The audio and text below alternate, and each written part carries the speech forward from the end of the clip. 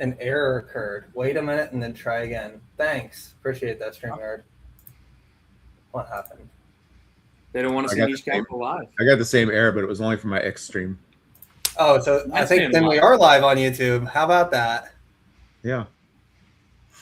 Well, Dougie, Go, are you going to be Elon. able to fix that, or should we stop it? Elon, fix it. No, we're That's awesome. Okay, hello everyone. We are live on YouTube, and I don't think on X, but we're live on both of the YouTube channels. We have a very special episode today. We're here to talk about AppLovin. So this is an AppLovin deep dive, and as such, we have Niche Capital joining us. First time on stream, live in the flesh. He's been one of the AppLovin OGs. So we're grateful to have him here with us today. Niche, do you want to give us a little bit of your background before we actually get into the company? Just introduce yourself.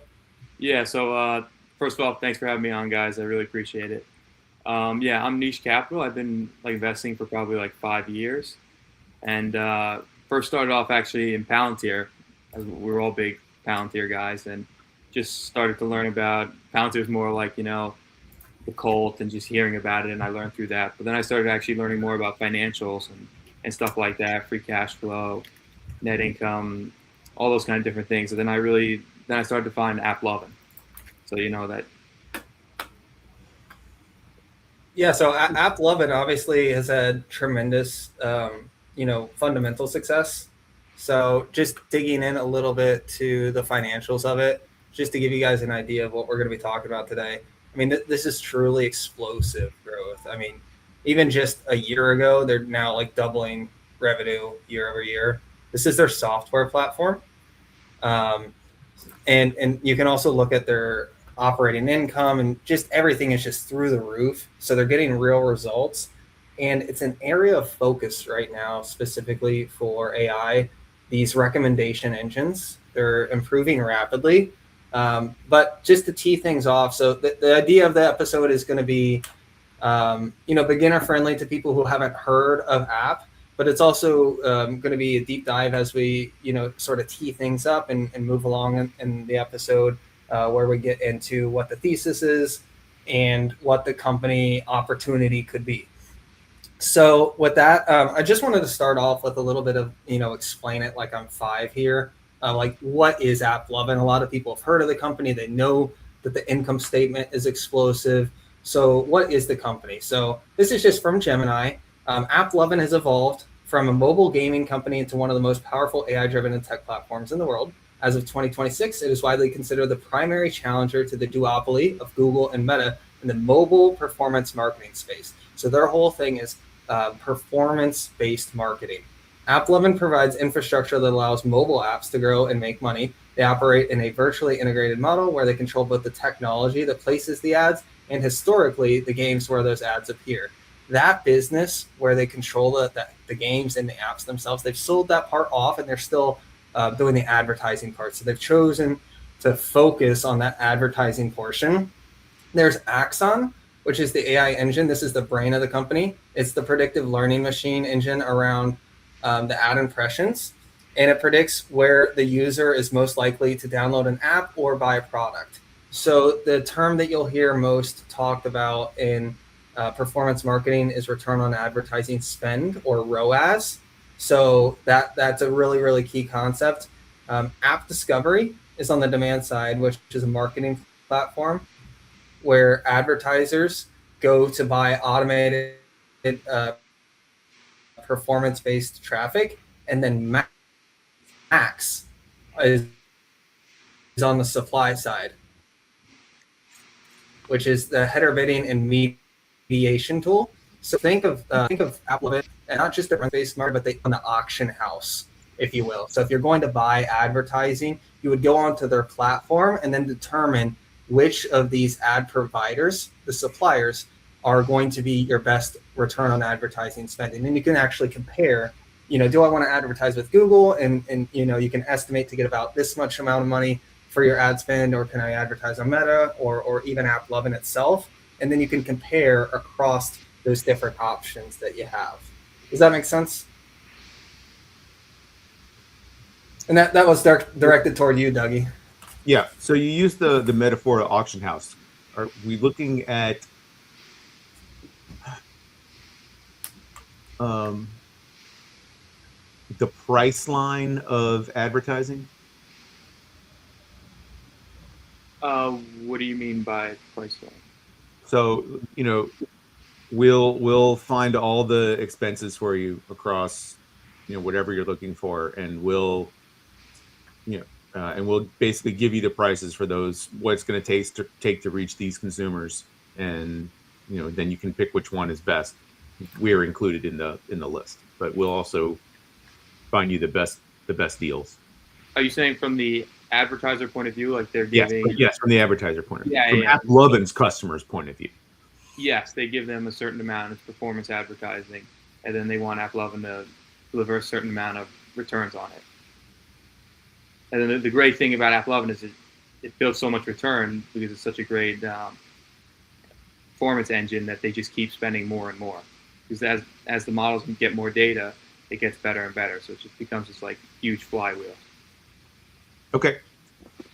And here's the way that Adam puts it. So this is a full blog here, and I know it might be tricky to read this on screen here, so I'll read it real quickly here. But this was from last month. So he's talking about advertisers on the platform are currently spending well over $11 billion annually on media. That number has grown meaningfully since we disclosed it. To put that in perspective, advertisers spend more on AppLovin than they do on Pinterest, Snapchat, and Reddit combined. So just to give you guys the idea of how big this company is and why this is, really threatening opportunity, maybe not opportunity, a threatening company towards the Meta Google duopoly. This is why here. I mean, you're already seeing $11 billion spent, and they have a really, really good lock on the mobile market, which we know is only going to grow over time. He says most Axon ads are delivered through our own mediation platform. So that's the brokerage house that I'm talking about. Max reaches over 1 billion daily active users. Let me say that again. 1 billion daily active users. That can only be matched by really Meta and Google. The social power is not the same as the user who's using the puzzle or crossword. This creates space to reach different consumers and create shopping intent that would not be possible if you only focused on social. So what he's saying here is people who are playing Candy Crush and solving puzzles or playing Zynga poker, those are different customers that can't be reached on TikTok, on Meta, or maybe even through Google search. These are different customers. Any notes so far? I think I'd just like to chime in on like the actual user base of the customers too. It leans majority female and majority affluent, like leader of the household female. So it's like the prime customer base that you want for an advertiser, which I feel like people don't know when it comes to mobile gaming.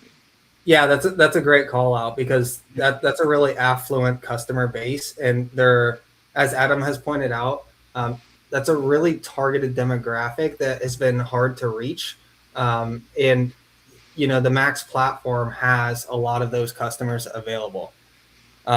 So he continues, this leads to a fundamental misunderstanding regarding the demand side platforms. Occasionally an advertiser will tell me that they're already accessing our inventory via third party. Our business is likely larger than most DSPs combined.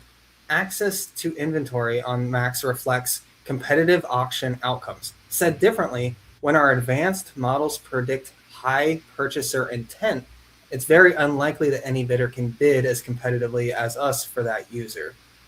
This closed loop between supply, demand, and optimization is one of the primary reasons our advertising opportunity for our partners has grown so much in the past couple of years. He goes a little bit more into the focus on Axon, which is the AI recommendation engine, which people like Jensen have come out and said that recommendation engines are a huge beneficiary of AI, which is why this is an 8% position for me. And I think a lot of people are making bets around Google, around Meta, and other companies that are taking advantage of these AI technology gains. And like one thing you see like in Google and well, Meta not as well, but Google has actually like performed pretty well over the past year. But for some reason, AppLovin gets paired with these software companies like I don't know, like ServiceNow and other ones that are Adobe and Salesforce that aren't doing well. But AppLovin actually benefits from all this. So this is, to me, this is like a screaming buy, crazy opportunity. Exactly. Yeah, it has been a name that's been basically chopped in half off of its highs just a few months ago, off of this SaaS Armageddon, SaaSmageddon, whatever you want to call it. And this is a company similar to Palantir that actually shouldn't be getting traded off based on improvements in AI, because this is actually a beneficiary company of AI. So the market's got it a little bit wrong here.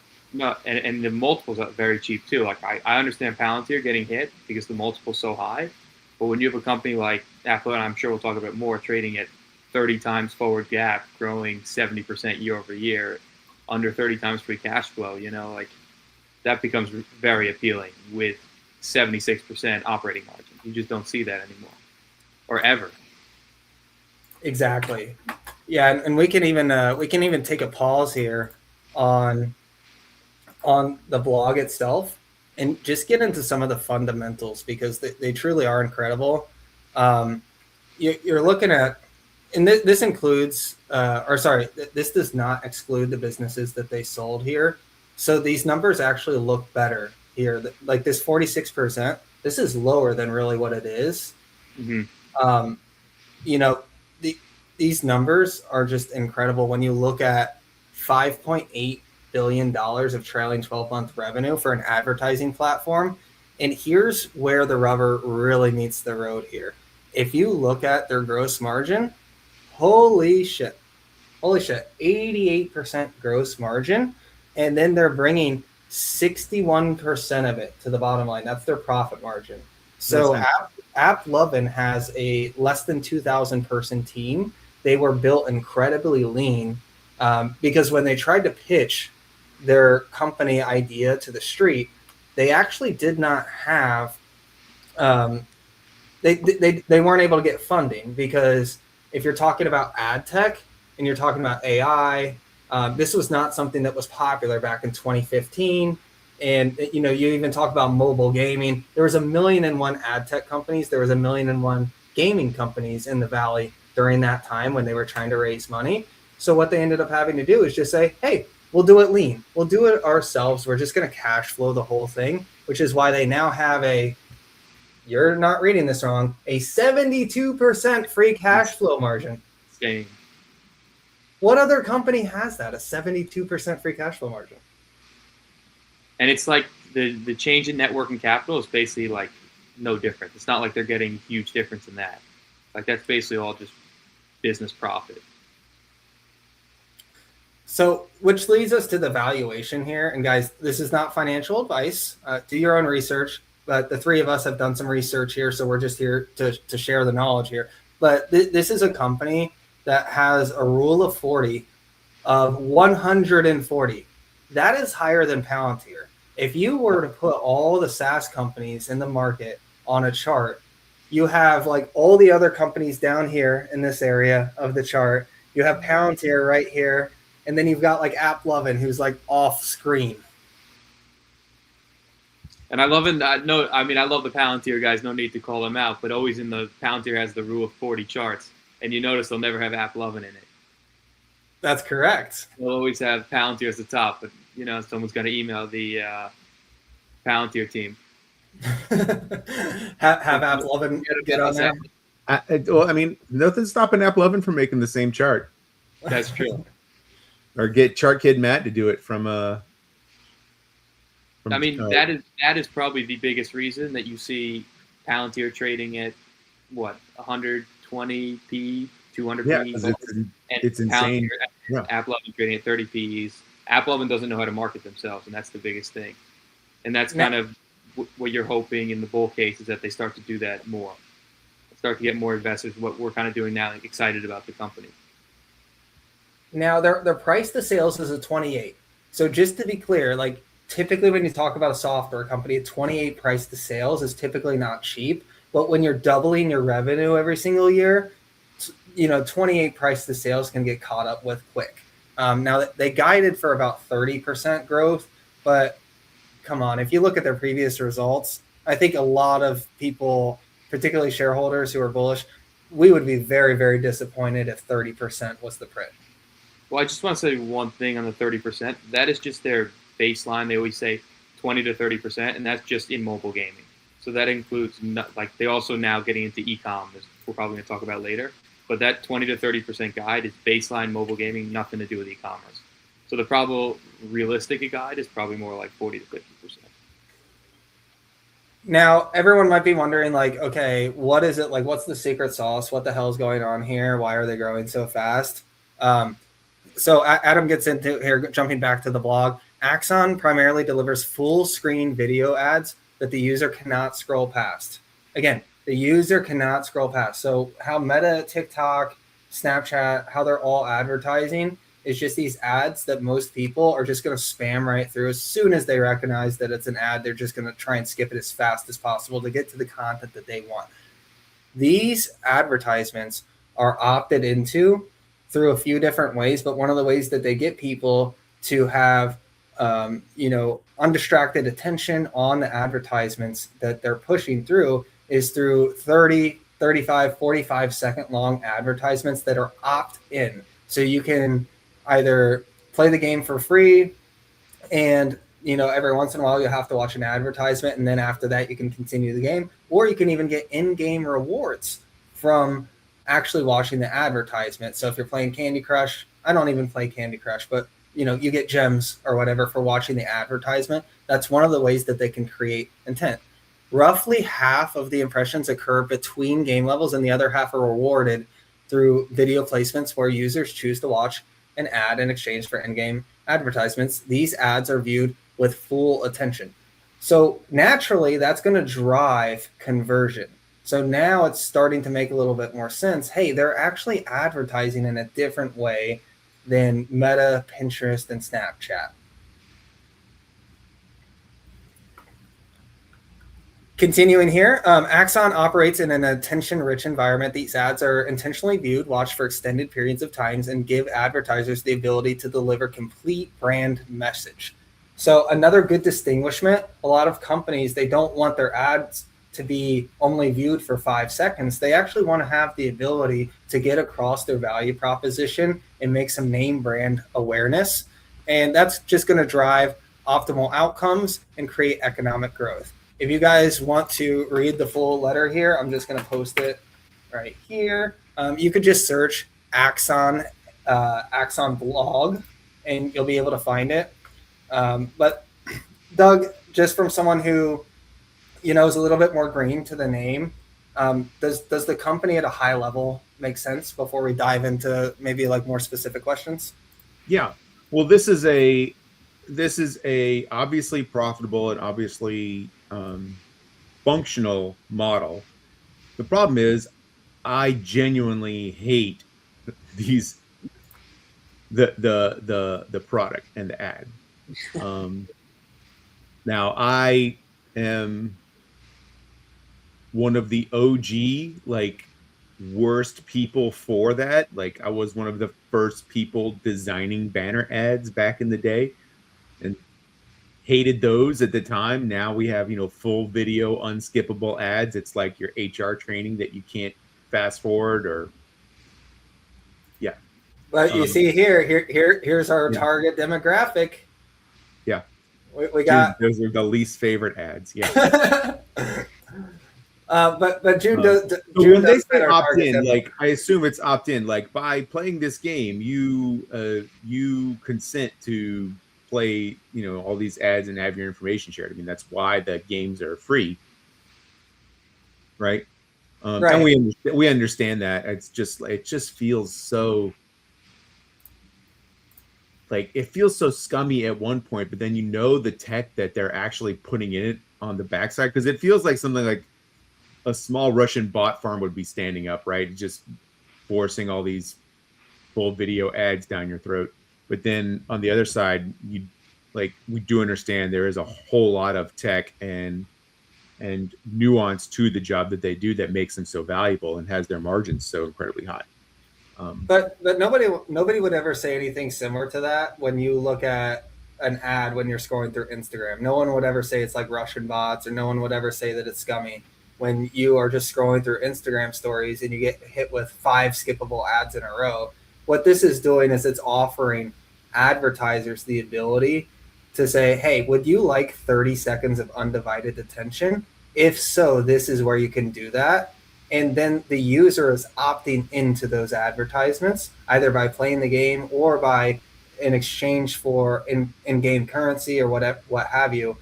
They can opt into that advertisement to be able to get that in-game reward. So I think it's a lot different. For sure. I think for sure, because they gamify the ad as well. So by me watching this ad, I have better mechanics available to me, or more resources, or whatever the thing is that I'm playing the game to get. Whatever the dopamine button that is getting pressed for me playing this game in that repetitive cycle. They're just saying, hey, watch our ad and we'll give you a little bit more of whatever you're here for. I understand it. It's a brilliant hack of the human psychology. Said differently, they're monetizing an area that was not previously monetized, I think is another way that you could say it. But then I think it's like, hey. So as they get better with e-com, I think the ads may actually be more fascinating than throwing some like scammy, I don't know, mobile game, But if you're actually getting like Gen A quality e-com ads, kind of like you would see in the Super Bowl, that actually captivates people's attention. I think the click rates and people will actually be much more interested in actually clicking on these ads. From my perspective, no, I don't like ads, but I do feel like there will be a certain demographic who will actually like take to these ads. Now we should say Shadow League Legends or Farmville or whatever, if you want to sponsor the Money Mob podcast, we will say very different things than I just said in the last 5 minutes about your product. So, Nietzsche, what would you say, like, if you were like Adam and you're trying to pitch AppLovin? So, if I'm advertising, and we already know companies like Ridgewallet do a bunch of their spend on AppLovin, but say I was an advertiser and I'm going to spend $1 million in ad spend, why would I choose AppLovin and not give that money to Google or Meta? Is there something different with the structure there? Am I getting better ROAS? Break that down a little bit. Well, I mean, like we were saying, there's no other platform where you have 35 seconds of unskippable ads to a prime audience. So just that right there, you're capturing so many different kind of users. And as the advertisers get actually better at adapting to AppLovin, I mean, I expect the ROAS to be even higher than these platforms for some advertisers. And you're already seeing that. I don't know if any of you guys are following Twitter, but if you're following some of the people in the Twitter e-com space, some of them are saying they're spending as much, if not more, than Meta right now. So it's really just like what we were saying, how like you're forced to watch it on your phone for 35 seconds. You can't find that anywhere else. And I do just want to give a shout out here to CapEx and Chill. He's been another one of the OGs here. I'm going to put his Twitter on screen. He's got a bunch of great deep dives on this company. If you're wanting to learn more, seriously, guys, go check it out.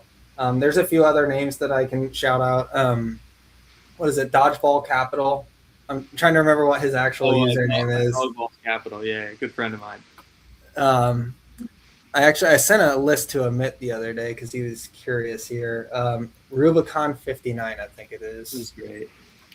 Yeah, so we've got Mr. Rubicon here. He's another good follow. We've got the ex-ad Tech Quant. So I'll give him a shout out as well too. These are guys who are part of the app cult that Nietzsche has been a part of creating here. And then from time to time, we'll also have Six Sigma Capital. He'll chime in. He also is privy to the name. So a few great names that if you guys want to go like stalk some people's X's and learn a lot more about the company, these are great people to look at.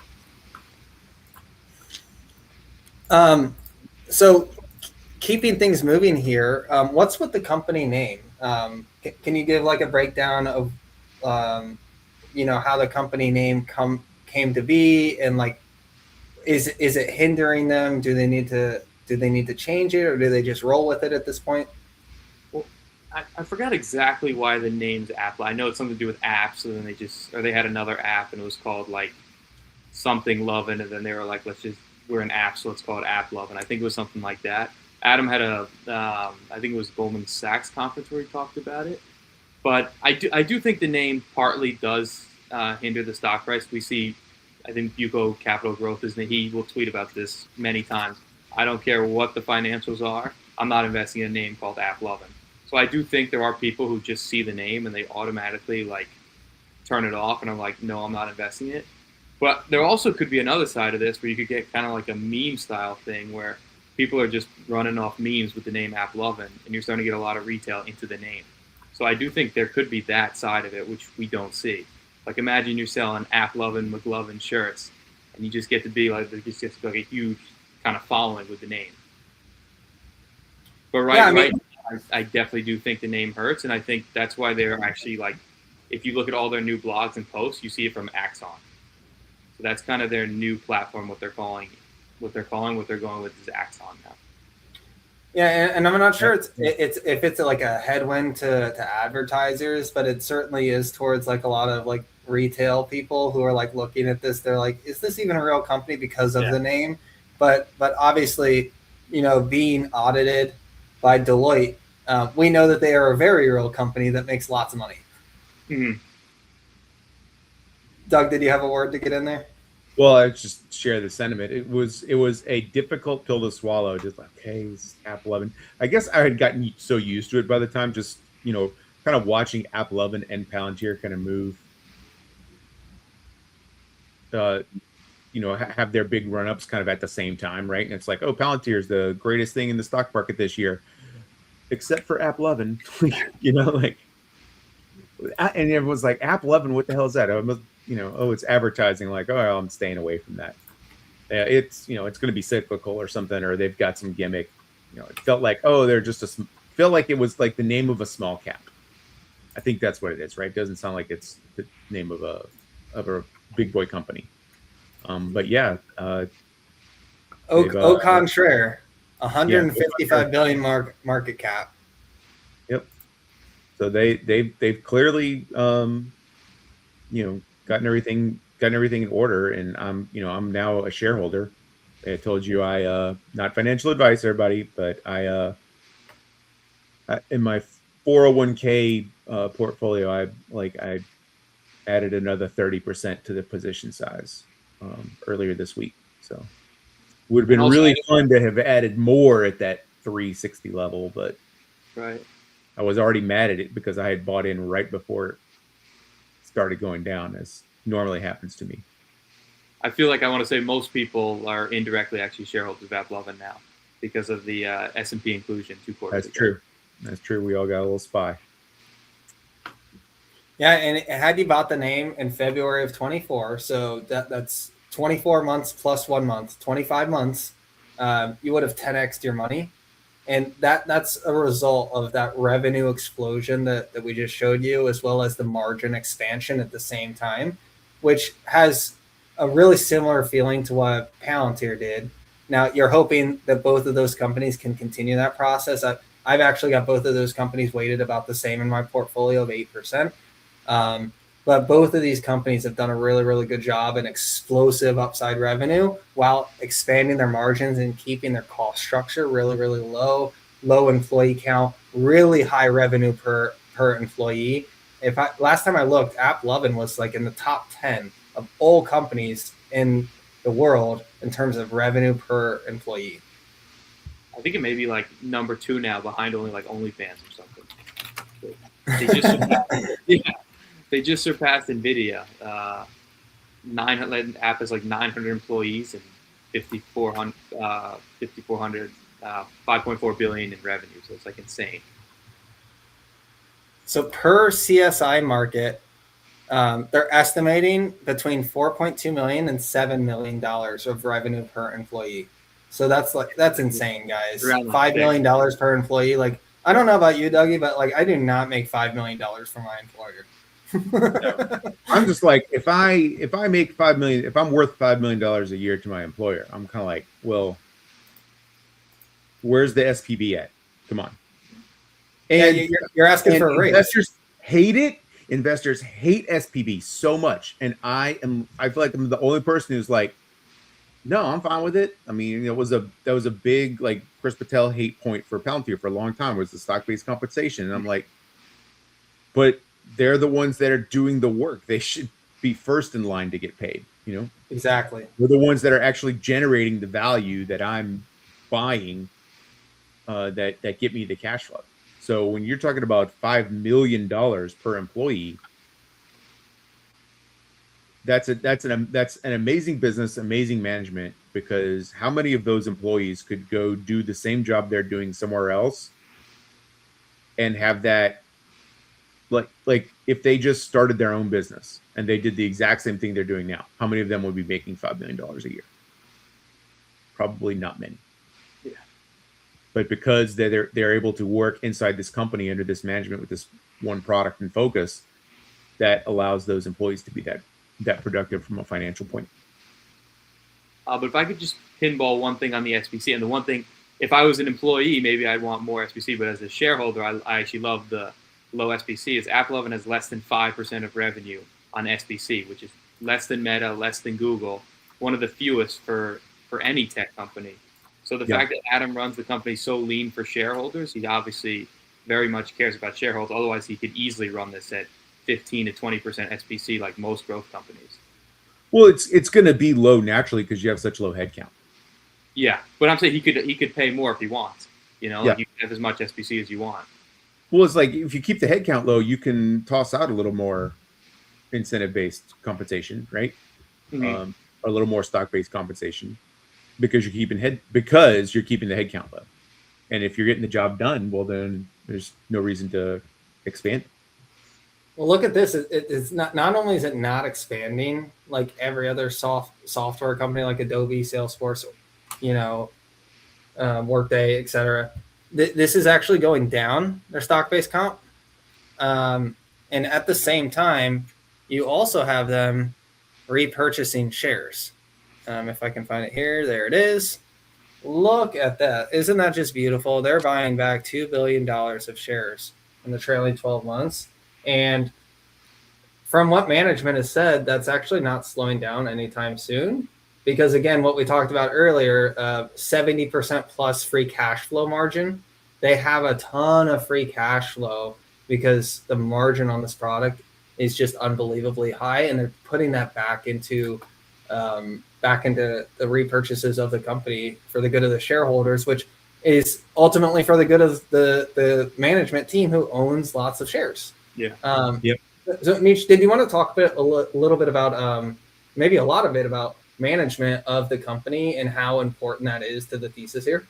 Yes. Well, I feel like with any company, but as Warren Buffett says, like, you're investing in a management team.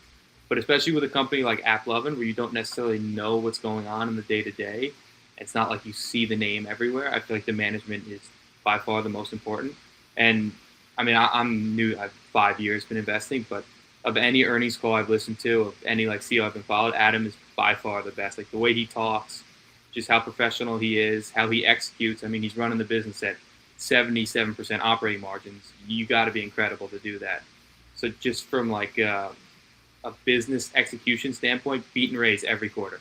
Every stat that the analysts put out, he will beat and raise, no matter what, every quarter. So just on that, it's absolutely incredible. I mean, there's only one knock I have against him is maybe being more open to the public, more fireside chats, more like maybe talking to retail, stuff like that. And they are getting better with that. So I actually do think they are starting to listen to investors on that. As they did a recent fireside chat, a couple calls with banks and stuff like that. So if they start doing that, this could really start to take off.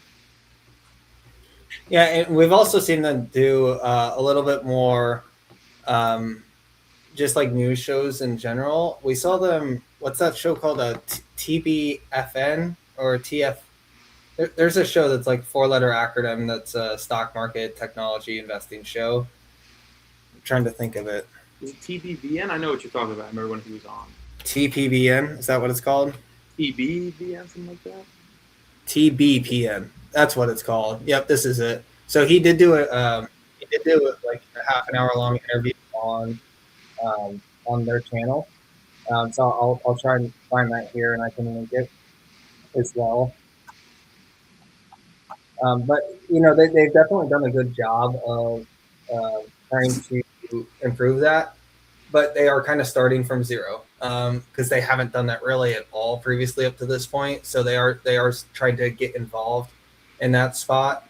So you would like to see investor relations come out and make their case a little bit better, because transitioning a little bit over to like some of the short reports as well as some of the misconceptions around the company, when you don't control the narrative, some of the shorts can kind of grab the narrative from you. Nietzsche, what do you have to say about like some of the short reports that have come out from Culper and Muddy Waters, and then the weird retracted one from some no name that came out of nowhere? What are your thoughts? They're all just like a bunch of nonsense to cause fear, and it's very smart from the short reports because they understand the shareholder base. I'd say 99% of AppLovin shareholder base doesn't really know what the company does. A majority of the shareholders are just momentum traders. So you could cause a lot of fear if you get it below the 200-day moving average. You see the stock down 20%. You don't know what they do. And that just exacerbates. Like more and more people are selling, and you're just causing fear. And a lot of hedge funds are publishing things on Twitter like clickbait, like sell the stock. So it's an easy stock because the investors don't really know what the company does. They don't take enough time to research it. And management is not that open to the public in the past. So it's just a very easy stock to come at. Like it could be like what Palantir does a great job is Alex Karp is so great that he really goes after the shorts. He will be on CNBC. He will be attacking them. He gets people very excited about the company. So it's the same thing. Like if Palantir did not have that, I would expect the same thing to happen to them. But because Alex Karp is so great at attacking the shorts that they don't go after him, I would like to see AppLovin management try to do a similar thing, and then the shorts will go away. Well, I think they're fine. They don't really need to, if they don't feel like the media campaign to combat the shorts is their style. I think that's fine because of the buybacks. And this is really what kicked off Palantir was when they started their buybacks. It wasn't the price action so much that the buybacks put in place, but it was it's the wall essentially that the shorts have to buy up before they're able to drive the price down further, right? So if you have cash set aside for buybacks, then everything the shorts can put out there, you can just buy it, and then they've got to sit there and pay interest and just have that melt away at them and all their profit. So, if they don't want to do that, I understand it. And the buybacks that they're doing that Austin showed us earlier tells me at least that they're just competing with the shorts directly where it counts and hit them in the wallet. Yeah, I mean, no doubt the buyback helps, but I still see if they were a little more public and a little more like getting people more fired up about the company, I don't know how it could hurt them. So I feel it's just like another call option on top of the stock to get better at doing that. Yeah. Interestingly enough, I just went on the Axon.ai site and just said, hey, can I, have a small local business? Can I use Axon? And they said, yes, but new customers need an invitational referral code. So that's for the e-commerce side. Are they not able to service everybody who wants to sign up with them right now, or Great are question. they limiting?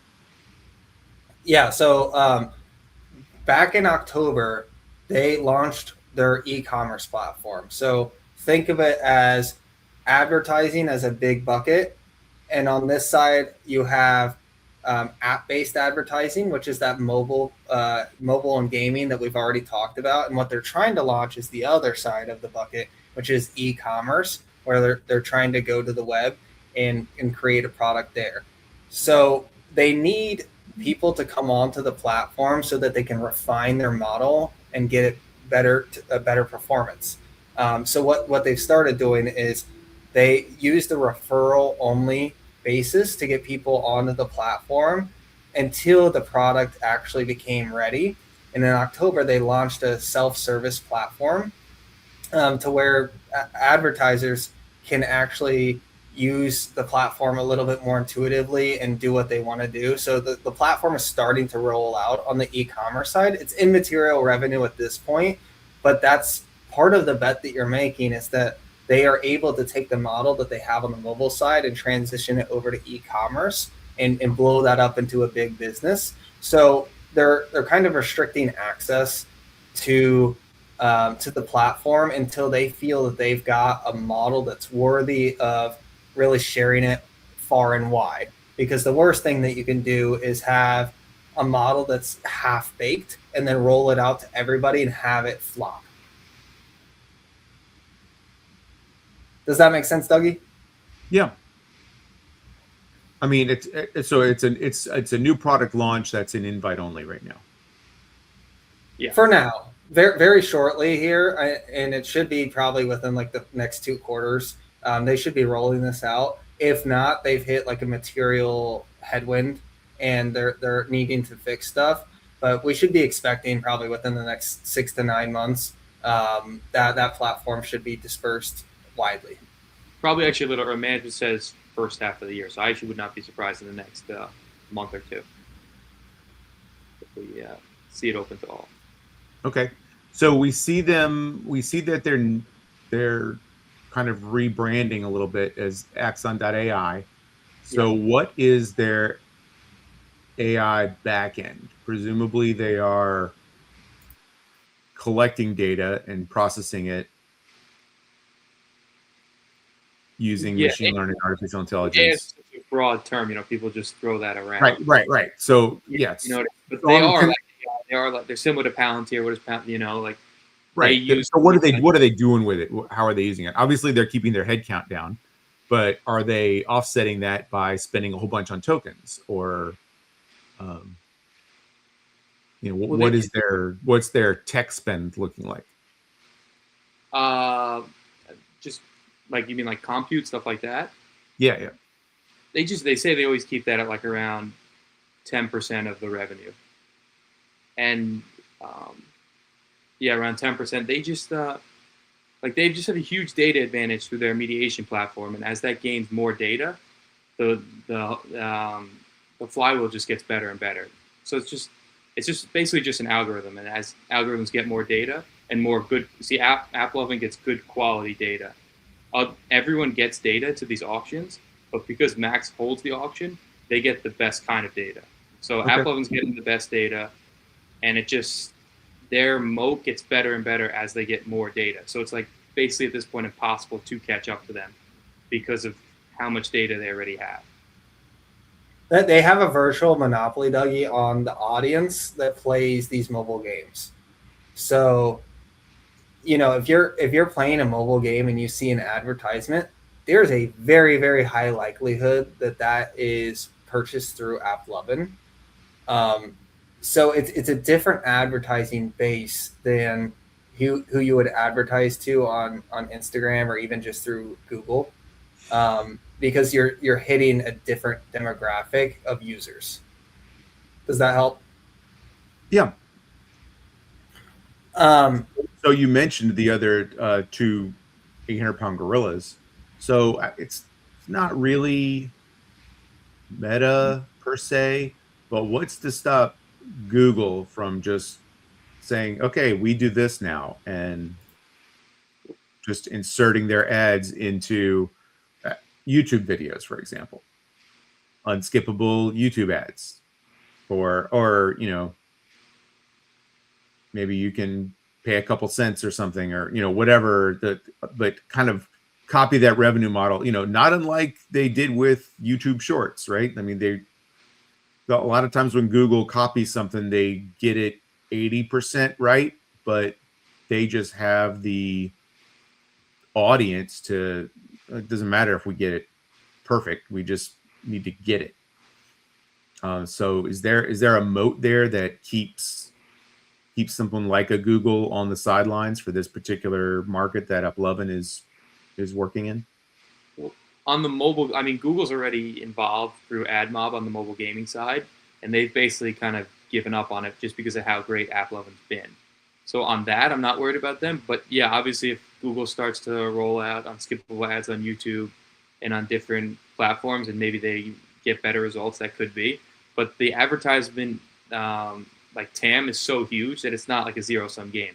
I think there's going to be multiple winners, and as we see right now, like Google's a big winner, Meta's a big winner. AppLovin can be a winner in a world where Google and Meta are obviously still winners. So it's like there's going to be multiple winners in the advertising space. Amazon, another one. Okay. So is it fair to say then that your mental model is that the pie is just growing? Yes. Yeah. Okay. Like if AppLovin gets 10% of the pie, this could be $1 trillion company with their margins. So I'm not saying AppLovin's going to be bigger than Meta. I'm just saying they're going to get a decent sized share of the pie, and the stock price. I do expect the stock price to go up more than Meta. Okay. Because Now, it's such a small base. You know, this is only $5 billion in revenue. Meta $200 billion in revenue. Google, Right. What does Google have? 400 billion in 300 billion in ad revenue. So let's say Google and Meta 10 years from now they have like 500, 600 billion revenue each, and AppLovin does 60 billion in revenue. You know, still way smaller, but think about what that will do for the stock price. Yeah. So they don't have to be the best, you know. Now, here's a thought about that mental model that you mentioned, Dougie. Like, how do they grow? It seems like they're kind of like growing into Meta and Google, and that's probably actually not the right way to think about it. So I wanted to pull up this tweet here from Dom, where he talks about the conversion rate. So he says, still buzzing about the 1.3% total platform conversion rate Adam mentioned during the Morgan Stanley call yesterday. Ad networks only make money when conversion occurs. Their network is so large that 1.3% of ads converting is enough to offset the losses of 98.7% and still make their margins that they do. So to be clear, almost 99% of the ads that they run don't get converted, and they lose money on that. And the 70% plus free cash flow that they're spitting off comes from that 1.3%. So he says, am I the only one who is absolutely floored by how insane that is? Think about how massive the platform and opportunity actually is to see as much revenue that they do and be as dominant in the ecosystem as they are with 1.3% conversion rate. Every small win in that conversion rate is a huge needle to move. New AI creatives at scale will move the needle considerably. Couple that with whatever's going on behind the scenes on Axon, which is kind of what you were talking about, right? Like what's actually going on behind the scenes. And that's going to be research. That's going to be developers. That's going to be that small team of 2,000 people that they've got actually working behind the hood.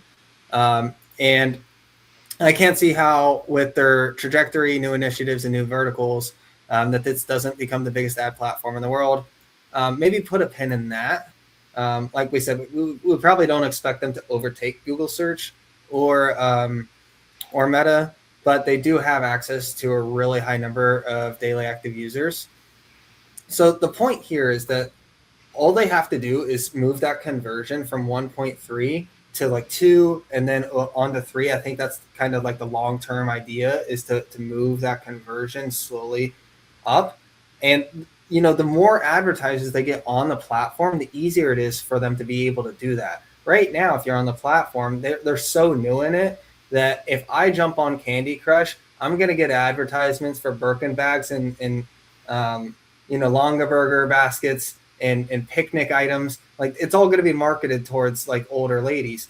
But the more people that get on the platform, the more general advertising they have and the more products that they have, the more the Axon engine can train and then segment that business. And they're still in the early innings of that segmentation process.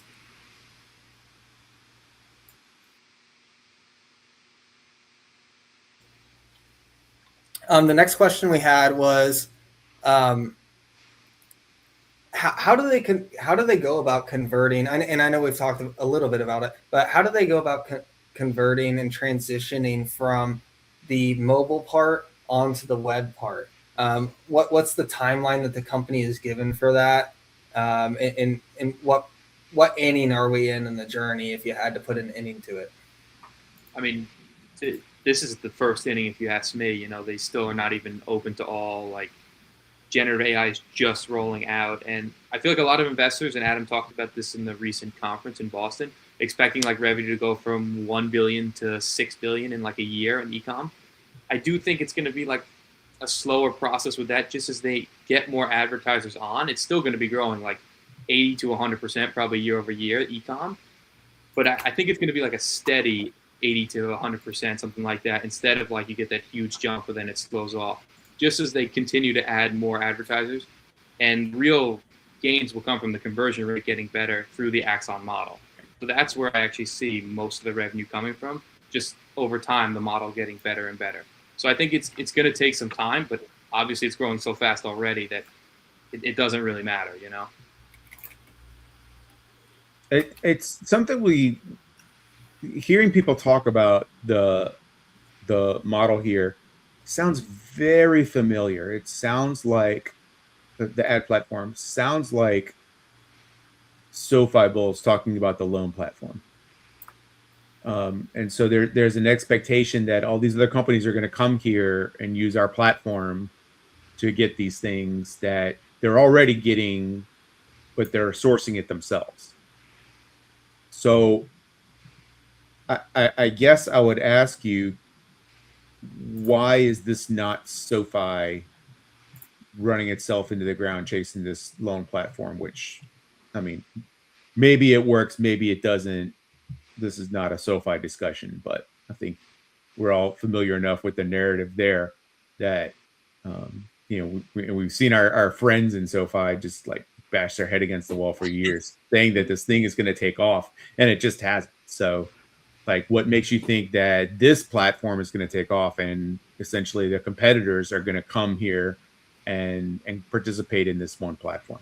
I mean, it's a great question. So if you just scroll around on Twitter, you just type in $app, you will see so many great people in the e-com space, and they'll interact with you. And you could probably scroll around now who are talking about how this platform is already, to some of them, as good as Meta, if not better. So you're just seeing that from a lot of people who are just starting out, talking about how great it is.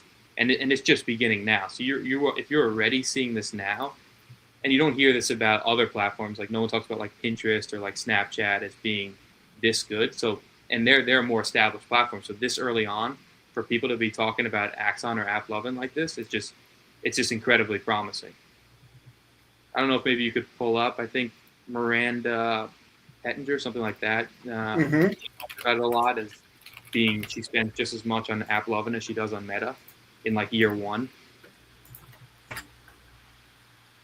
Yeah, so Miranda, I went to college with Miranda, although I didn't know her at college, but we were both at University of Akron at the same time. But she's a performance marketer. Again, another good follow here. I'll throw her X up. She spends a shit ton of money. She's a consultant who is helping businesses place ads. Okay, and you can see her pinned post here. They spent $5 million on Meta just in the last 6 months here. She's got a bunch of good posts in here about AppLovin, Meta, Google, and she gives tips about how to use the platform, really all the platforms, but some great stuff in here when she's not posting about airlines. What were you going to mention about Miranda? I think she did a post recently on how like the spend on AppLovin was basically the same as Meta. Let me see if I can find that. And I know there's a lot of people, if you just type in the app ticker, who are saying they're spending more on AppLovin than they are on Meta. And I don't expect AppLovin to be better than Meta. I mean, if it is, I'm going to be pretty wealthy and I'd be so happy. But like I'm saying, if it's even like close as what everyone's saying, 10%, it's gonna the stock price will do incredibly well, and so will the company. Scrolled right past it. Here it is. Discovery from AppLovin is the most powerful new setting you should be testing in your ad account if you're focused on new customer acquisition. So this is someone who works really closely with AppLovin, spends a lot of money on it. the other example that I had here was actually the Ridge Wallet CEO. I think I saved that one. I did not. Somebody sold me a Ridge wallet a long time ago. I've had it for years now. I do like it. It might have been one of the first things I bought from a Facebook ad. So a buddy of mine who works at Or it Ridge, might have been a Twitter ad. he's one of the people who has actually put me onto this because, he works on that team at Ridge, and Ridge has been one of the huge spenders on the AppLovin side. Let me pull up his tweet, which I've got right here. In less than 12 months, I've spent $2.8 million. Guys, this is a DTC consumer company who is like less than 10 years old. $2.8 million in ad spend in 1 year of his own money profitably on AppLovin. He says, I don't own the stock. I don't trade the stock. This is the amount of this is the net amount that left my bank account. The ads work on par with Meta or Google. Again, the ads work on par with Meta or Google. It has been proven to be 10 times more scalable than Reddit. And I know, Niche, that's one of your names, but 10 times more. So in here, he gives the numbers here. Sorry, you forgot to give me a trigger warning. You were going to say the word Reddit. I don't like the platform, but the business I do like. But we'll save that for another time. But the point being is that you have people who are in the arena who are spending millions of dollars on advertisements, who are kicking the tires every day, who are, as Peter Lynch likes to say, kicking the tires. They're actually spending the money, and they are giving us free game. They are letting us know what is working and what is not working, and AppLovin is doing the trick. And also, can you do me one favor for Dougie in the audience out there? Can you pull up Northbeam's data? Can you just look them up on Twitter? Because you will see already AppLovin has a higher spend than YouTube and TikTok from Northbeam customers. So it's 1 year in and they already have a higher spend. Their share, I think it's like 4%. Just type in app Northbeam.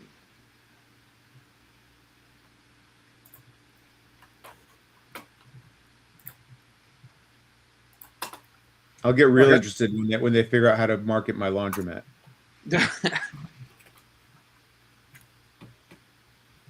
Well, that can't be right. We know that they tweet about app. Take away the from. Just do Northbeam app.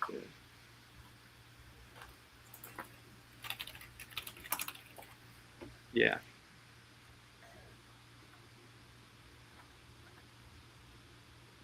There's one. This is from October, though. Not quite what we wanted. It's higher now, but as you can see, even in October, it was higher than TikTok and YouTube. Here's from February. This is pretty good. Now, we've heard the term ROAS quite a few times. Can you tell the audience what that? Return on advertising spend.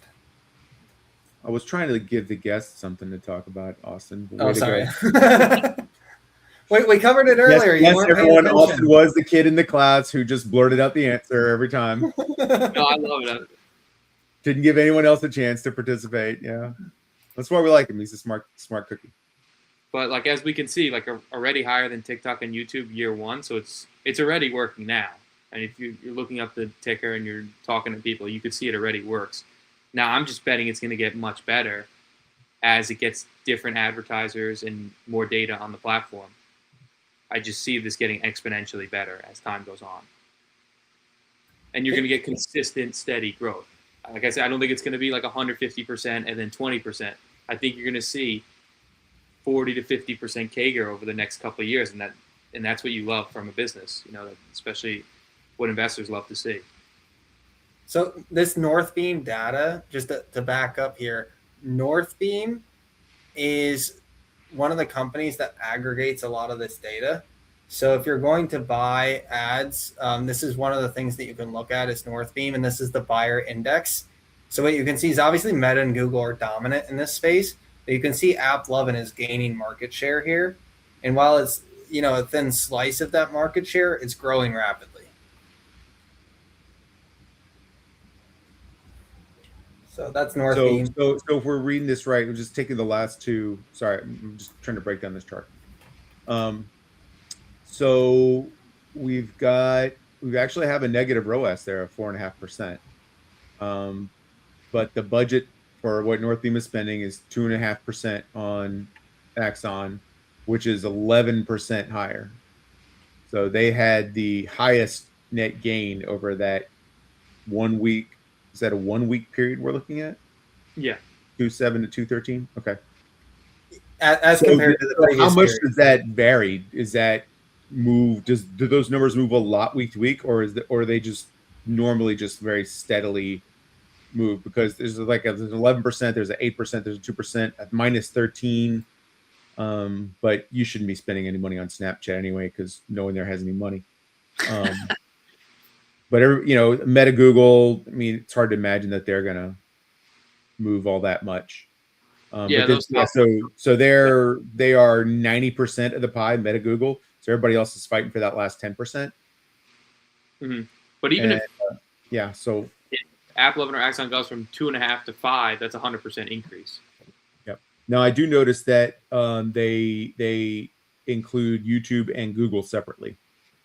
Yeah. Yeah, and Doug, to circle back to your question about YouTube, YouTube does have skippable ads, and people can also buy their way out of the ads with YouTube Premium. That's not the case with the AppLovin ads. These yes, are like they can, June. Yes, they can. They can buy their way out of the ads, June. What do you mean? YouTube Premium is the last subscription I will let go. Yeah, that's what I'm saying. If you're trying to advertise on YouTube, your affluent customer base, or just like your people who don't want to deal with ads, can buy their way out of it. I haven't watched an ad on YouTube in about 8 years. So that's not an option. There's no such thing as Axon Premium where you can play Candy Crush and not get the advertisement, right? That's kind of one of the differences. Yeah. I wonder if there should be. I don't know. I don't know if that helps them with their customers or if they just make more money that way. Yeah, interesting thought experiment. And Nietzsche, what are your thoughts on Cloud X? Like, who the heck is Cloud X? I think that's a joke. I like so the Cloud X guys. Correct me wrong. I think it was the MoPub. They created MoPub, which I'm not sure if MoPub was Twitter or is that the one that AppLovin originally started with. I think that might have been Twitter and AppLovin bought them. I don't know. Don't quote me on that. But they eventually sold to AppLovin, MoPub. So this is just like a small startup. There's already huge players in the industry right now. So you're telling me a small startup like MoPub guys with Cloud X can build something already better than Unity, Google, already AppLovin competitors? I don't even understand it. It was just like a joke sell-off. I really didn't like. I could see Adam and team laughing about it. Exactly, yeah. And there was the other headline that was kind of similar, which was Google Genie. These are basically more threats to an environment like Unity, because this actually doesn't threaten what AppLovin does at all. And these are some headlines that some of the shorts took and ran with.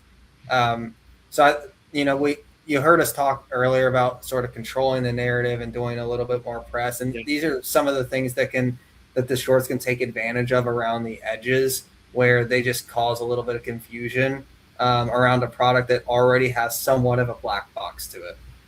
And like the funny thing is, it's not like these headlines are just neutral or bad. These headlines are actually very good.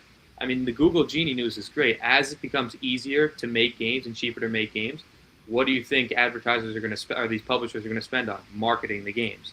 That then becomes the next big thing. So you're going to have to go to AppLovin. Mm-hmm. As Adam talks about, these are huge tailwinds for the business, not headwinds. And not just advertising new people. So there's advertising the game itself to get people on the game, and then there's actually advertising once they get onto the game. So you're getting it twice. For the next game. And they're also advertising other games on the games. So it's So there's a little flywheel there for you too. Yeah, so much more money to go into the business into the mobile gaming ecosystem because the cost to create apps has just gone down so much, and it's now so much easier to make apps.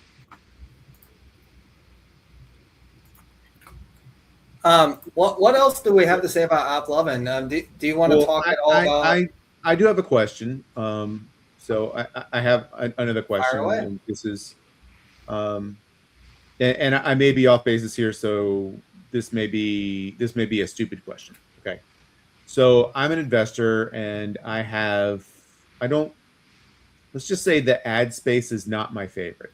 Okay, but I'm not an idiot, so I'm allocated to it, and I consider my Meta and Google a component of these, although they're Mag 70, so they're kind of still their own thing, right? Because they have so many different verticals as well.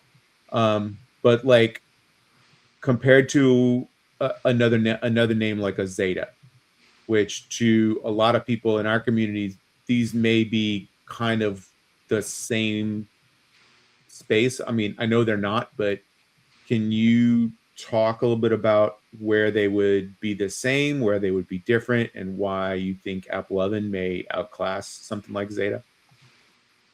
I don't know Zeta too well. I do like they have a passionate cult, so that helps the stock. I like that about them. I don't know them too well.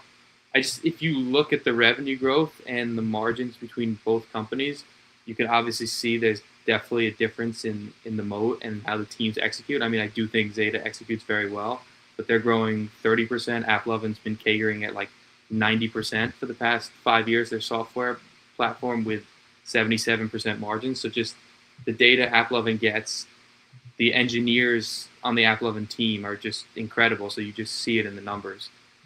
So I just don't think Zeta has the same mode as AppLovin does. Otherwise, you would see much higher revenue growth. Okay. And we might see it from Zeta, but they advertise on different spots as well. Totally different spots. Yeah. I mean, like I said, they're not one and the same. But if you say, "Well, I have this many dollars I'm allocating to kind of the advertisement sector," right? Maybe that's a false equivalency, but yeah, I would think of Zeta is a little bit more old school, like billboards and whatnot, newspapers, like sort of the more traditional ad spots, and they're getting their Athena platform up and running, but they haven't proven that that's actually driving, lots of value in terms of their growth. They're guiding for it, so they seem really confident in it. What you're getting with AppLovin is a team and a management who has already shown that they already have this technology, they've implemented it, they've proven it out, and now they're just growing it at this point. Whereas Zeta, it's kind of more of like, hey, we think that we have this thing, but like, let's go test it out. Right. Well, they're much smaller too. They're way cheaper. So, not just like a price of stock, but the overall market cap a lot smaller. Well, a lot of the Zeta guys are actually finally discovering AppLovin. Wealthmatica, another good account to follow. He's recently started posting about AppLovin. He's like, what is this? Like, this is incredible, So you're just getting a lot of them to now, the Zeta guys discover AppLovin too. But yeah, that's another account to definitely check out. Do you know why they discovered AppLovin? No. Do you know why? I do. I have to take credit for this one. So this is Wealthmatica here. Give him a follow. This guy does really good fundamental research, and he does a lot on X and also on a little bit on YouTube now too. Him, Aria, and Nate Endicott, they were having a stream, and I happened to catch it, and they were talking about TTD and Zeta, and I was just kind of blowing up their comments. I'm like, you guys haven't even mentioned AppLovin yet. What are you guys doing? And then, shortly thereafter, the following week, they all started being like, these numbers look pretty fucking good. It's like everyone has the same poof moment once they see the numbers. Like, what is this? Is this even real? So that's the question. So then so obviously what's past is prologue. So what they did is real. Sans maybe there's some questionable lawsuits and stuff out there. So you have to factor that in as you're looking at stuff. But You know, if we dismiss that and we take everything else as at face value, which is fair, does the so you know, past performance is not indicative of future results, right? But that's why we're all here investing, and that's why we'd all be buying. That's why we all look at these charts and we say, "Oh, this is amazing. Give me a piece of this." So, as someone who's been in the space now, has a much better feel for it than like I do.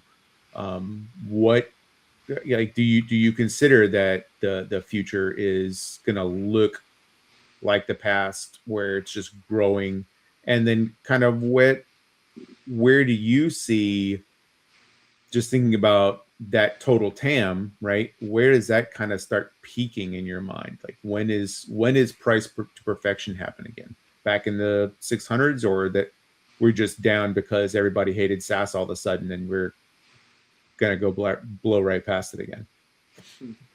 I mean, that's why I think it's so important to invest in good management.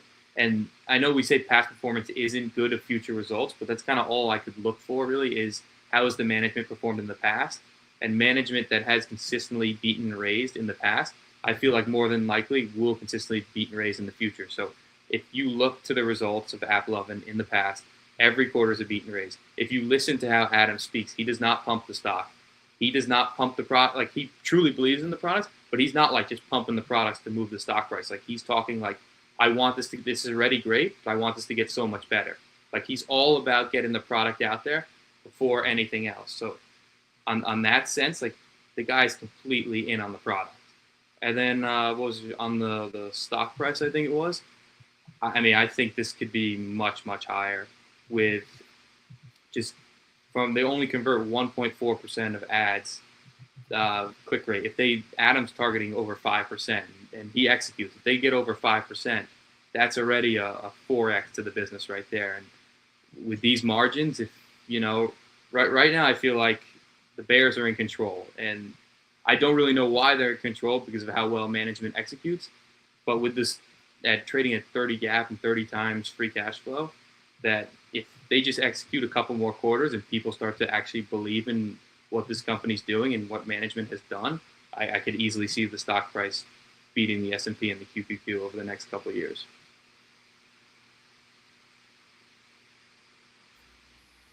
Doug, you look like you had a question there.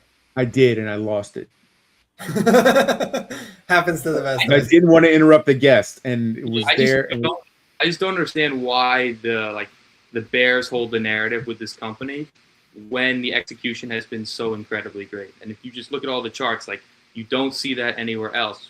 Why do the Bears control the narrative? Shouldn't Adam and the management team get the benefit of the doubt with how well they've executed? And that's why they're by far my biggest position, because just how great the execution has been. Well, the Bears hold everything right now. I mean, the mark, that's why we see the price action we're seeing in the market right now. It's like anyone and everyone is looking for a reason to sell. They have these massive gains from the last couple of years, and they're just dying for a reason to sell.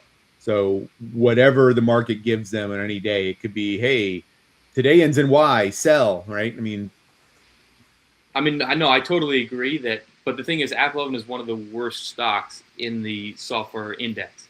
So should it be probably because you were the best for a while.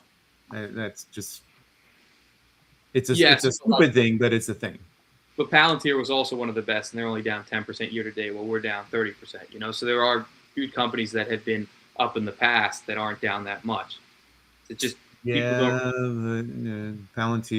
There's also this little thing called the, thing going on geopolitics wise. They're benefiting from as a defense contractor. So they're the commercial. Obviously, the commercial side got dinged with SaaS, but then they have their whole defense thing as well. So they went down with the commercial SaaS, but then they got a bounce on the defense side that most other companies don't have. No, I'm not. Yeah, and Palantir, obviously they're performing exceptionally well, but there's also other companies that aren't necessarily in the software space that have performed really well in the past, and stock-wise, they're still holding up really strong. So I just think it all has to do with most shareholders don't really know what they own. Management has not spoken too much about what the company does all that much besides the earnings calls. and there's just a lot of momentum guys. So once you break the 200-day moving average and there's fear, then everyone just automatically Yeah, sells. then they're going to dump you. Yep. There's not much conviction among the shareholders. It's just like technical guys and not fundamental guys. Well, Well, I mean, like I said, they don't know what they have. And I think Palantir also has garnered a better multiple and a higher multiple because everyone knows that they have a moat. They know that their business is sticky and that their product is one of one. I think that story is yet to unfold yet on the AppLovin side. Everyone knows that they're getting results, but it's kind of difficult for people to point towards why unless you really study the company, which is kind of where Palantir was at, 18 months, 24 months ago, where people are like, okay, they're getting all these results, like what's going on? And then they started looking, then they realized what technological progress like they had that was so far ahead of their competitors that allowed them to see those numbers. And I think that's the story that they could tell a little bit more. And for like the people who follow the company and are really passionate about it and listen to the earnings calls and listen to Adam speak and understand the business model, we see the moat like very clear. It's like the people who don't really know what the company does, who hears the name, who thinks like just mobile gaming and they just throw out like clickbait words, then they say there's no moat. But from everyone I've talked to who's actually studied the business, they all can see the clear moat. Now, transitioning to like your position and your trade, you can share as much or as little as you want. But what trade do you have on? Like, how big is the sizing? How are you thinking about this? And like, do you have an exit strategy? Right now, I'm at like a 45% position for AppLovin, so pretty big. It was like 70, 80% around 360. And I first started investing in this company at $60 a share 2 years ago. So I kind of know how this trades. So I like to trade it a lot. When it tanks on some nonsense news, I'll buy more. And then when it runs 20, 30%, I'll trim some.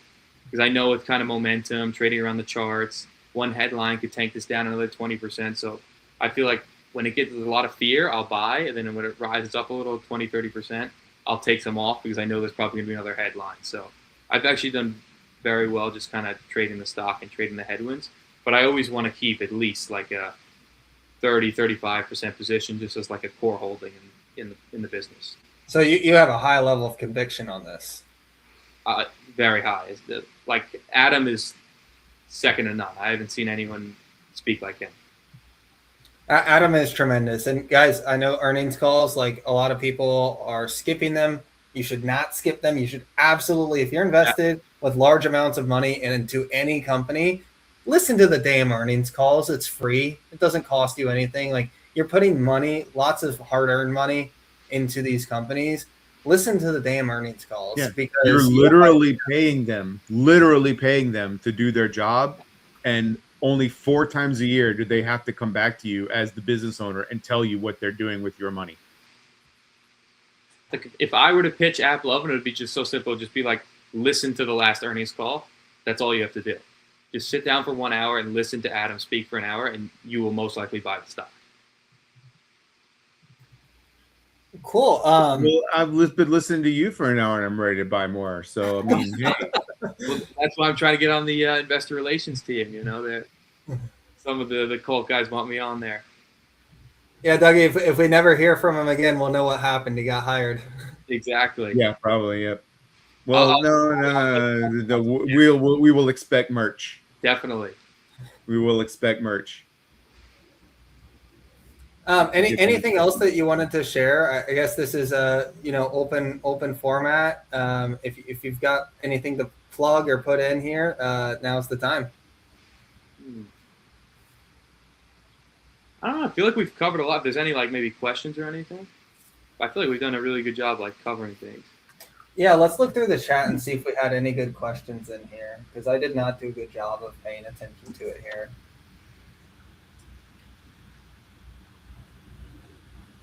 Dougie had some really good questions that hit a lot of these. So thank you, Dougie, for being our sounding board. I think I just remember you talked about mobile gaming, maybe the TAM on the mobile gaming side. I do think that maybe the mobile gaming ecosystem just without e-com could reach a plateau pretty soon. I mean, Adam and management keep talking about 20 to 30% for the foreseeable future. But maybe that could start to slow a little bit because they're already pretty big there, and just how big could pure like selling mobile games be without ecom? So I think there are a little bit of risks on the mobile gaming side of the biz. But I think ecom's going to. We got a lot of mobile gaming that was AI slop before we had AI slop, and so Yeah. I feel like there's going to be a little bit of a reckoning where you may have to fire some customers almost,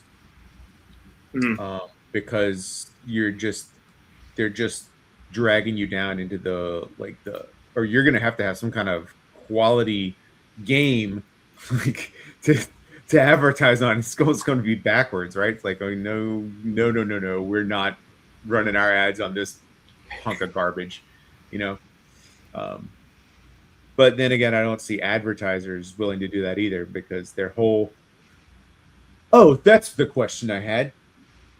You mentioned that on a call that the CEO was targeting 5% conversion. Yes, or even higher now. And sorry, man, I got a call. Okay, you're the expert in this company and you know way more about the space than I do. Yeah. But I'm just telling you from my initial reaction to that, I want to call, and I'm a bit of a permanent skeptic too. So, okay, no, it's good. You need. So please don't take it personally. I just want to throw my yellow flag and call bullshit. Okay. I feel like I see ads a lot more than 20 times before I buy anything, and so that's what he's saying. It's basically we're going to serve an ad 20 times, and that's going to be a purchase to everybody. That seems extraordinarily high. Like, people don't have that much money. In my whole life, I've never clicked on an ad or bought anything from anywhere. So I've never bought a Meta ad or like Snap. So I know what you mean. I just feel like we're not like the target demographic for buying these ads. Like I'm saying, I feel like it's more like affluent women who are heads of households who click on ads more. But I don't think the 5% is going to come from mobile gaming. I expect this to come from e-commerce. Okay.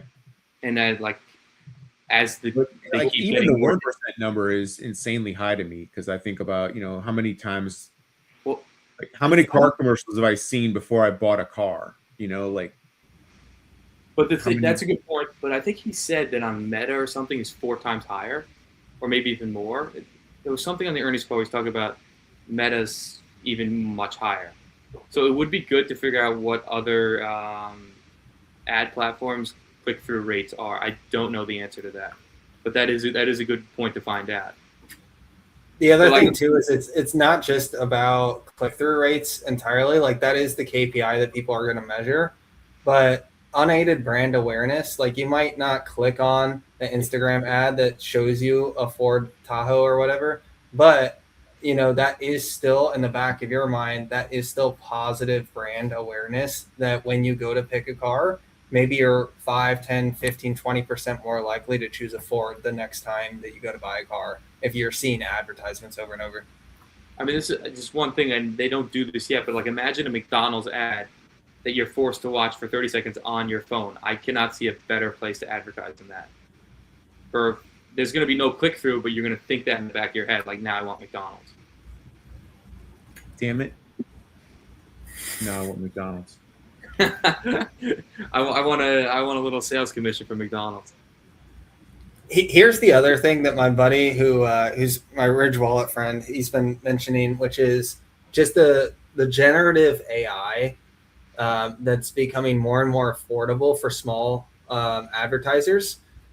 So AppLovin is integrating generative AI to help customers create campaign creatives. So a lot of these smaller DTC brands either just don't have a big enough organization to do a full ad creative around creating their whole advertisement campaign strategy.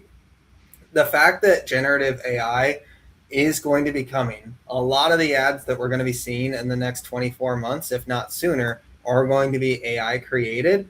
AppLovin is assisting in that process and making it easier for people who are trying to move product to create those ads. So again, that's just another layer in the vertical stack that they're creating that is going to assist.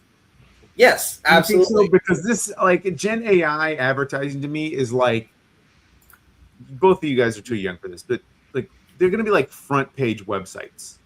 Okay. So like back in the day, us old heads, you had to actually like go into a text editor and type in your HTML code.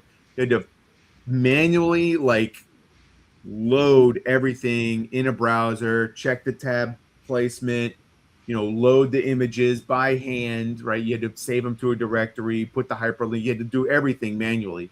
And then Microsoft came out with a product called Front Page, which was basically like, okay, we're going to treat making a website like a Word doc. And so you can just drag stuff all around. If you know how to use Word and make a little flyer or a little document in Word, you can now make something for a website.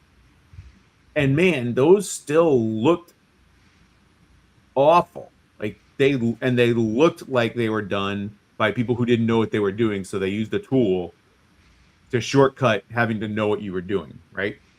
So I think the Gen AI is going to be the same thing. I mean, you look at it now, like the video is too clean. There's not enough blemish in it, right? You know what I'm talking about? Like the color saturation is always a little off. The lines, it's a little too sharp, right? It clearly wasn't recorded. It was clearly generated. I mean, that's fair criticism. I don't know too much about this. All I do know is that Axon did recently post a blog on this, and of the companies using these Gen AI ads in 1 month, they've gone from 0 to 10% already. So 10% of the ads they are using are Gen AI. Just 1 month. I believe that.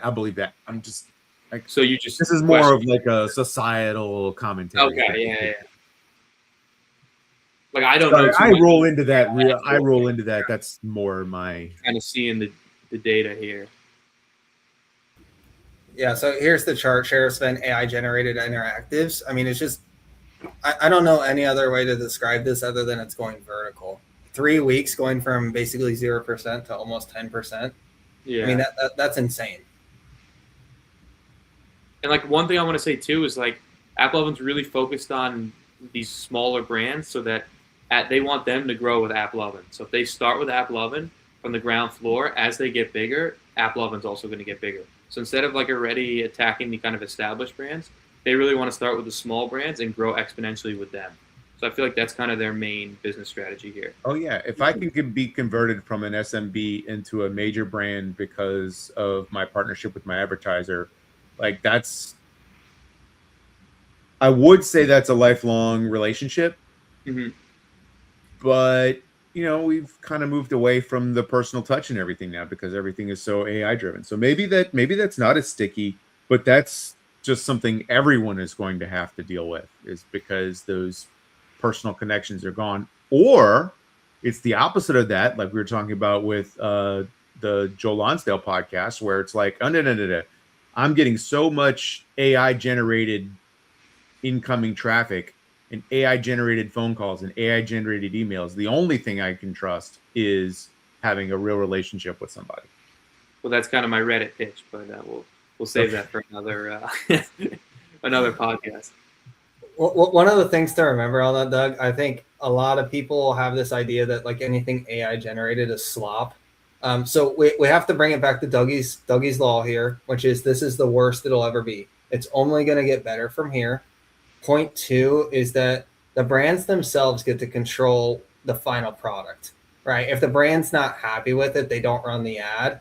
The third point is the unit economics on how they can create these advertisements are so much better. If you think about having to rent out a studio, hire 10 actors, hair and makeup, dress, wardrobe, shooting it, hiring camera, hiring editing, and then, just having to put that together, that whole operation, you can have generative AI create a lot of that stuff at 1/10 or maybe even 100th of the cost. So that gives you the ability to try a lot more for a lot cheaper. If you were to spend $100,000, $200,000 on actually creating the ad and then it flops, you just burned $200,000. If you create an AI generated advertisement and it flops, guess what? You can just create another one for $2,000 or $3,000. So there's a unit economics argument there. Yeah, that's a good point. And man, I hate it when my own law is thrown back in my face and I forget about it. Austin really enjoyed that, Nietzsche. Yeah, I can't tell you how much he enjoyed that. He's really looking forward to the next time that happens in one of our Tesla discussions. So Dougie's law is the worst it'll ever be, and it applies to AI, particularly like LLMs and physical AI. People talking about like AI can't do this; it's useless, stupid robot. But you have to keep in context that we're at the early end of the curve, and that it's only going to get better from here. That's a great point. I do agree. Yeah. Dougie's law. Put it in the dictionary. You should get like a fee from whenever someone says that. Yeah, well, this time I forgot about it, and having it quoted to me makes me feel some type of way for sure. Appreciate you, Austin. Love you, bud. Got you. Always looking out. Well, here's Nietzsche's X. So it's also in the description. So if you guys are watching this on replay, you'll be able to find it. Really, really great content. Also, if you want to learn more about Reddit, he's the man. He's got your Reddit content as well. Did you want to talk about Reddit real quick for like 60 seconds or so? Sure, a little bit. Reddit's also like, I understand a lot of people I don't actually use the platform. I think it's a very left-leaning platform too. So on that side, I'm not the biggest fan, but I'm a pretty big financials guy, and they're trading pretty conservatively 2 years at 15 times enterprise value, free cash flow, and 70 times enterprise value PE for a company growing 70-80%. So you're seeing this in the numbers, and I think they also will benefit from AI, because as there's a lot of AI slop, people are going to want real answers from real people, and that's what Reddit is. And like I did a post on it. It kind of just passes the logic test. Let's say you're looking to like find what weight loss solution is the best. I'm going to go on Reddit and I'm going to go on a weight loss chat board, and they're going to say, all right, tirzepatide is the best. Now all of a sudden you see a tirzepatide ad right there. You're going to click on that like that. So I feel like there's just going to be a high conversion rate from like what people are talking about to then ads placed right there, because it's all in the data, what people are talking about. So that's kind of like my bull case there. And you're seeing like they've been growing like 80% for the last. Hopefully they have the self-discipline not to sell that. That's kind of been my. Well, aside that, I hate the content on there. I don't like it either. For the same reason. I don't see how they will be able to resist putting their hand in that cookie jar of just having bots that you don't know are bots. So when you go on the Reddit forum, it's like you already don't know who the other side is on the information that they're giving you. So those could be bots. But then Reddit's also going to put themselves in the position of saying, okay, well, you can just pay us. We'll pretend to be a real human, blah, blah, blah. And then there's the click through. That sounds like an amazing business model, but it's just something I hate even more. I'm kind of, as an investor, like I put the ethics aside. If it's making me money, I feel like I'm too poor right now to be an ethical investor. So if it's making me money, I'm going to invest in it. It's kind of how I look at it. Philip Morris and Lockheed, here we come. Let's do it. If it's going to burn down the society that I like to live in, at least I'll be rich. Yeah, right. I mean, yeah, that's I totally empathize with that. It's like, yep, if they're going to turn this into a world I hate, if we're going to end up in the reality that we all don't like, decline. Yeah. I'd rather be in the reality we don't like, where I have money, than one right now. Exactly. Ideally, you can do both with a Palantir or some other company like that, right? Yep. Yeah. Well, cool. Thanks for coming on the show, Nietzsche. We appreciate your wealth of knowledge on the topic of AppLovin. I'm sure you'll continue posting about it, and it's definitely an interesting name to follow. We'll be watching the results with keen interest. Well, thank you guys so much for having me on. I really enjoyed this. It was one of my first podcasts, and it was just so much fun. You guys were great. The first of many, man. You were great. You're gonna outclass us here real shortly. No, I don't know about that, but I really appreciate it, guys. Yeah, sure. Thanks for coming on. Yeah. All right. What do you think, Doug? You're buying more? Is that what I heard? He had it out. Okay, I didn't know that. Okay, I thought you were ending the stream. No, we're just wrapping up right now. We're gonna be done. It's only 10:40. Well, we're only doing an hour and a half now, like part timers. Yes, we are. That's literally what we are. We ran out of stuff. Austin's like, "What do you mean?" Only an hour and a half. It's only a full-sized movie. Right. Yeah. No, I really enjoyed chatting with him. I'd like to get his perspective on, on things as we move into the future. There's the stream's closing. Oh, he's got the Celsius out late at night. Yeah, somebody else who started getting the reversal going this week. But yeah, like he seems like a pretty smart guy. Obviously knows the business very well, communicates very well. I definitely feel, just the emotional reaction of talking with the guy for the first time, and just knowing he's a big bull in the space and everything. But I have a position as well, and so anytime you kind of hear maybe someone says, "Oh, you just got confirmation bias" or something like that, but I mean, it's nice to hear that your ideas and thoughts are that you're not alone when you have a concept on something, right? So of course, yeah. and then at the same time, there's still enough people who like don't believe in the name that there is obviously still alpha there. Like this is not a bandwagon name for sure. There's definitely a lot of bears.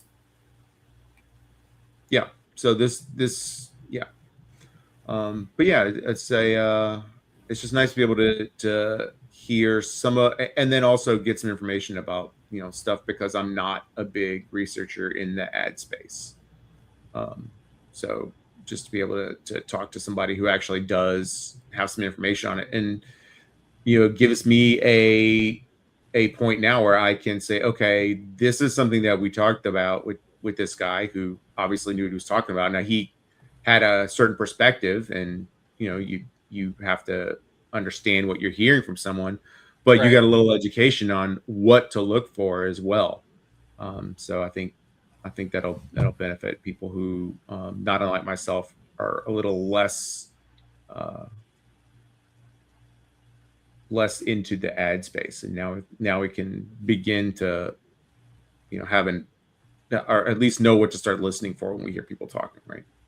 Sure. Yeah, and the ad space is obviously growing. Like we talked about, the size of the pie is growing, but it's also really contested. Like you have to earn it in the advertising space. If you don't get those conversions, the sales don't happen. So that's the bet that you're making, is that they continue to perform. But I think that should just about wrap it here. Hopefully that was helpful to anyone who just wanted to learn more about AppLovin, or maybe let's hear your perspective. What did you think? My perspective? Nietzsche and I are on like the same page. I might not be 45% deep in the name, but I think the growth opportunity that exists there, when you talk about both the margin expansion that they've seen, the upside, the low operating cost of capital, the free cash flow, from the fundamental side, it's a tremendous business, and they just have to be able to make that leap across to the e-commerce side. I'm actually not quite as worried about the mobile advertising side as Nietzsche's. I think that will continue to grow. I think mobile games continue to grow. I think that whole ecosystem continues to grow. And if they can make all of that happen on the e-commerce side as well, outside of mobile gaming, I think that's just cherry on top. And that's how you go from 150 billion to 450 billion, is making that leap across the e-commerce. And if you listen to the most recent earnings call, that's actually what most of the questions were about, was e-commerce, because everyone wants to know where the growth is going to come from. So, not making any recommendations. I've got it as an 8% position, which I feel That's pretty Well- decent sized position. Well, let's be honest. For you, 8% is other people's 45%. So Well, yeah. come on. So I typically have a pretty concentrated portfolio, right? So 8% to me, the volatility is crazy. So if you can't handle a 50% drawdown in 3 days, like AppLovin's just not the name for you. You can look at the stock chart and see what the thing has done over the last few years. It's like a heart rate monitor. But over the long term, if you want to bet on management and you want to bet on performance-based advertising, and that recommendation engines are going to continue to improve through AI research, I think this is a really good area to be in, and I think the valuation is reasonable enough that it can make sense. Yeah. I agree. The valuation is reasonable. I'm less sold on the concept of a moat that Nietzsche was talking about. Just because, and you said it very well a few minutes ago, which was, advertising is you got to earn it business, and you got to earn it every quarter, or your customers will disappear quickly. Right. So there's no moat to AI based advertising where it costs very little. And maybe that's something. Oh, that might have been a good question for him. Is actually, okay. Well, if there's a moat, what are the switching costs? Yeah. Well, so right now the Max platform controls the majority of mobile game advertising. Mobile game. Okay, so we already know that they have a gaming. We know they own stranglehold mobile gaming. on that part, but Right. the e-commerce part, that's the part that they're diving into. That there's no moat at all, because they're still building the product out, which is why it's referral based only. So, you're not going to have a moat on a brand new product. Like, does Waymo have a moat on full self-driving? Absolutely not. Okay. So, yeah. So hopefully this is educational in terms of people wanted to learn more, and even people who own the name who just wanted to maybe pick up a nugget or two of information. We got Matt Money telling us to take it off. You gonna take him up on that, Doug? We don't take off the glasses, Maddie. We don't take them off. I think he was talking about shirts. That's usually what people say, right? Take it off. I don't know. No. Well, I mean, I think that you never know what he's referring to. I mean, we'll keep this PG-13. Yeah, and I think we'll also keep the episode just a little bit shorter tonight, just because it was like a deep dive. So I think we want it to be a little bit standalone here. So thanks everyone for joining us. And as always, Doug's YouTube, Doug's X down in the description below, as well as mine. And I've also got Nietzsche's information down there as well too. Thanks everyone for joining us. Money Mobsters 14. We're out.